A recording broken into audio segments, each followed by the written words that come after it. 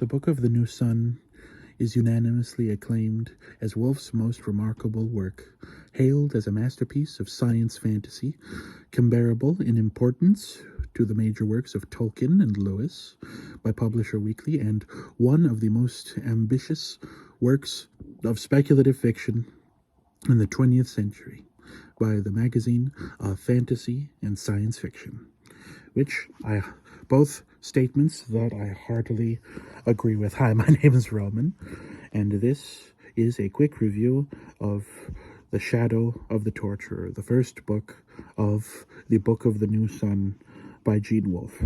If you like saying the book of, is like, you like kind of books of that are part of bigger books, it's like books and books and books, this series is for you. Holy crap. This is mind-bending, confusing, thought-provoking, slightly morally bankrupt. Yep. It'll just take you places you never knew you wanted to go, but you don't want to leave once you figure out it's there. So the story follows a young man called Severian, who was raised in the Guild of Torturers in this, I have to do on a quick tangent about this, sorry. But, so the book is an account of Severian's. He's writing, it's written like he's writing it in the future.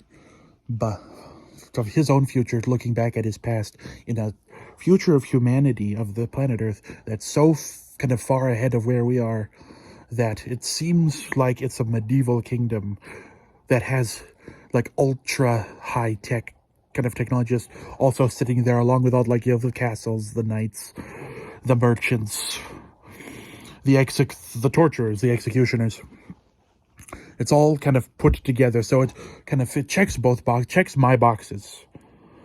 It's my two big boxes: great sci-fi, great fantasy. It's an ice cream sandwich of literary wonderment. Yeah. So, what I have to say about it, it's not like a complicated story. It's a very simple story in a very complicated world. It's pretty much just, okay, so this guy named Severian, he's being trained to become a torturer, but he screws up. He provides one of their prisoners that the Torturers Guild has with the means to off themselves without kind of being tortured to death, without kind of doing what they're supposed to do. So he's excommunicated from his guild. The only people he's ever known, he is forced to leave.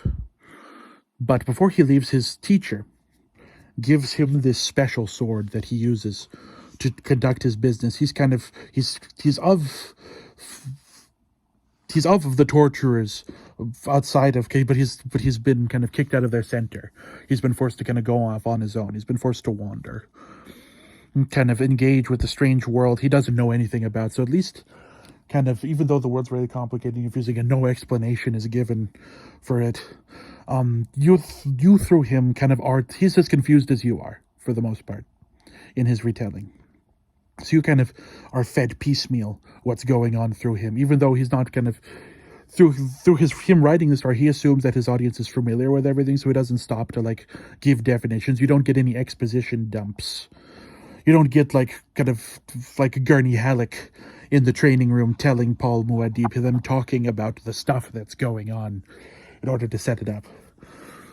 So you just kind of have to just like take what you can get, figure out what you can figure out, and just kind of, if you can't figure it out, it's just there, and you have to deal with it.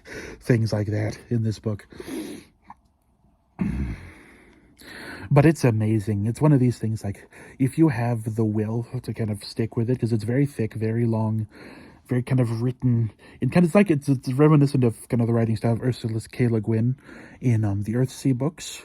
It's kind of written like that, where like, even if not a lot is going on, it's written like there's a lot going on. It's kind of where we sit with this.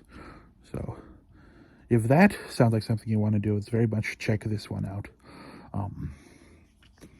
The one content warning I have to do, if you don't appreciate in our society those who are called fuckboys, then Severian, you might have some problems with Severian, because since he was raised in this kind of very unhealthy environment with no women. He's never been around any women until the very start of this book, where he's kind of first meets women. He will kind of form very strong ideas of emotional attachment towards women and kind of want for physical kind of pleasure from them at the drop of a hat. So he's just kind of, it's just anytime he meets a female character, it's like, oh, they're amazing. I must spend the rest of my life with them. I must bed them as much as I can. So if that's a problem for you, it's kind of written kind of 80s. So it's not as progressive as you'd want it to be. That's definitely a criticism I could level at it. Despite how amazing it is, it's kind of, it creaks with age, this epic tale. So if that's a turn off for you, like, so in the second, I've only gotten to the second books, but that becomes a bit more of a problem in that one. So if that's kind of something you're not into, that's kind of the drawback, but it's not like a major part. It's something that's like not enough of a major component in the story. Like, you can ignore it. Like, it just kind of, it's a thing that happens a couple of times. It's not like a constant train. It's not like a romance novel with a crappy character, or that's all they can think about. It's not very, it's like someone who's not very well written. This is a very well written character. This is just one of his flaws. So, with that in mind, 10 out of 10, fantastic. Pick it up if you feel strong enough to do it. I would definitely recommend it. Thank you very much for watching.